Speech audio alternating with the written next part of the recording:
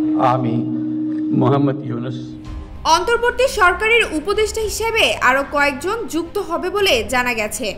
নতুন উপদেষ্টারা আগামীকাল শুক্রবার শপথ নেবেন। বিকেলে রাষ্ট্রপতির প্রেস উইং বিষয়টি নিশ্চিত করেছে।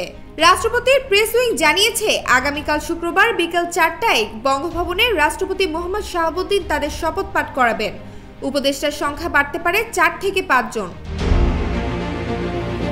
এর আগে গত 8 আগস্ট শপথ নেন অন্তর্বর্তীকালীন সরকারের প্রধান উপদেষ্টা শান্তিতে নোবেলজয়ী অর্থনীতিবিদ ডক্টর মোহাম্মদ ইউনুস।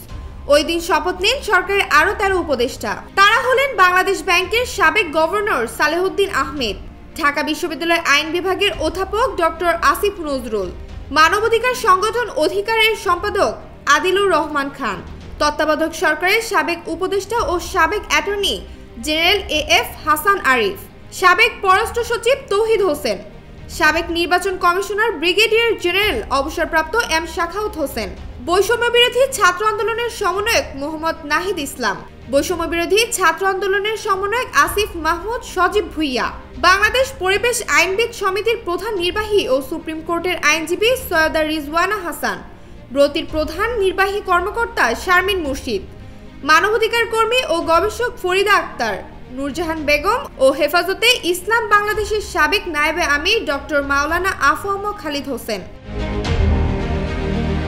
তবে 3 জন উপদেষ্টা যথাক্রমে বিধান রঞ্জন রায়, ফারুক ই আজম ও সুপ্রদীপ চাকমা ওই দিন ঢাকায় না থাকায় তারা পরে শপথ গ্রহণ করেন।